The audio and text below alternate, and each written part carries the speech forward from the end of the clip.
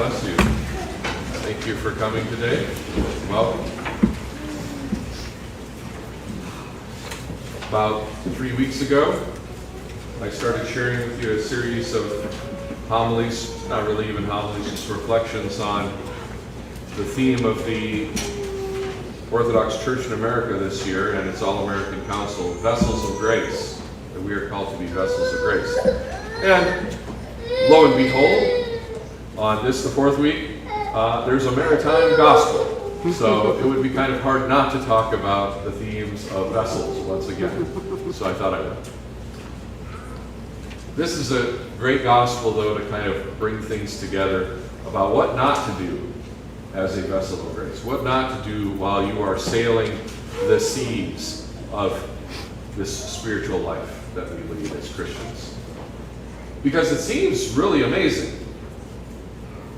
They look, they see the Lord walking on the water, and they're terrified. Beautiful, wonderful, wow, that's exciting. And then, for some reason, once they hear it's Jesus, Peter gets this idea, Lord, if it's you, let me come out on the water and walk to you. Was he drunk? What possessed him to come up with that as the way to resolve the situation? I'm pretty sure that there's an ancient manuscript that includes a couple verses that we don't have. And that is, as Peter put his foot onto the water, James and John said, "Dude, what are you doing?" And Andrew said, "Bro." It doesn't make sense. Why would you do that? It's crazy. It's crazy. So he won't. But the thing is, he does walk on the water. He starts to go out there. And you think, wow, that's good enough. Your life was changed forever. Okay? If you were just to see that, right, your life would change forever. Much less if you were to do that. But that's not how it actually turns out.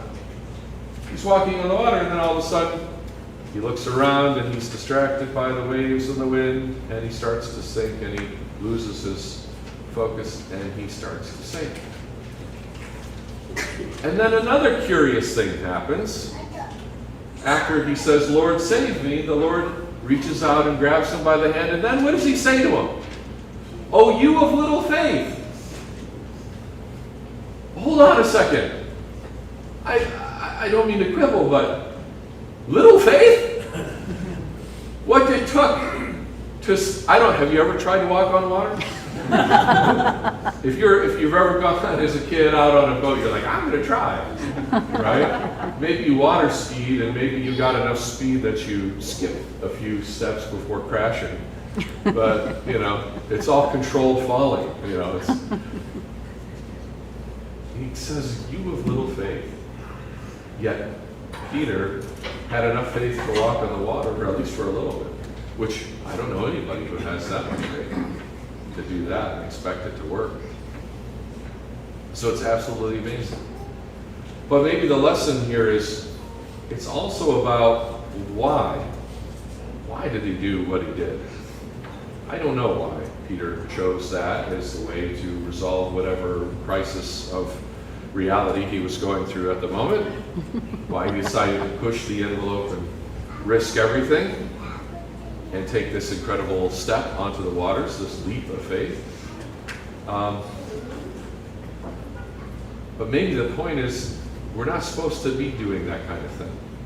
Maybe we're supposed to stay in the boat. Maybe we're supposed to stay together and take the journey together and not try to kind of one-up anybody else, including the Lord. Because going out on the water, what does that serve to do? What does that prove to anybody?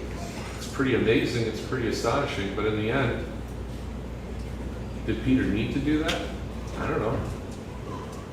So, we can be tempted by miracles in our lives. We can be tempted by faith.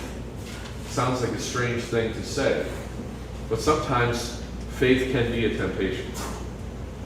In the sense that if you had faith, you could do this.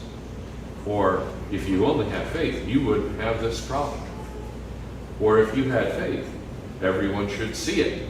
And you notice how these things start to weave strands of vanity into the thought? That we're not really thinking about trusting God anymore, we're really about talking about proving something to ourselves and proving something to others, maybe. I saw a priest friend of mine made a post the other day to remind an important thing. There are two thoughts that you should avoid. The first is that I am a saint, and the second is that I'm irredeemable. These are extreme polar thinking. Rather, we should say, I am a sinner, but God is merciful and loves me, and wants to save me and can save me.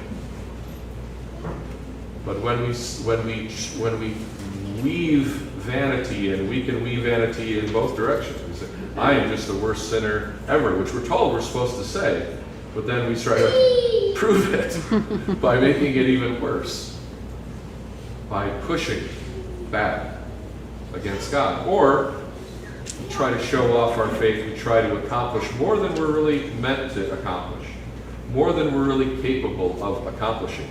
And we do it with the veneer of holiness, the veneer of righteousness, because we're thinking, it's because of my faith I have to do this. I have to do this, not a group of people working cooperatively together, humbly, slowly, patiently over time, making it finally come to fruition according to God's schedule. But no, I have to do this because no one else will, or I'm the one who has the gift, or whatever. And then you see the fall the sinking into the waves has already begun, because we've started to look at our own virtue. And that's no good. St. Paul says, I was given some grace, and I did what I could, and I built with what I had. I didn't start the work, I didn't build the foundation, I built on the foundation of the apostles and the prophets, the Lord, and other people will also build. I'm one part of the bricklaying team. But he says every work that we have is going to be tested. Peter's work was tested in water. Our work will be tested in fire. But it's the same. Will we be humble? Will we see our role in the whole boat? Or will we try to walk on water on our own and show off? That's not good for us. So, brothers and sisters, to be a vessel of grace, be in the vessel of grace. Work as a cooperative team with the body of Christ. Realize you're but a member, a finger, an eye, an arm, a leg, whatever it is.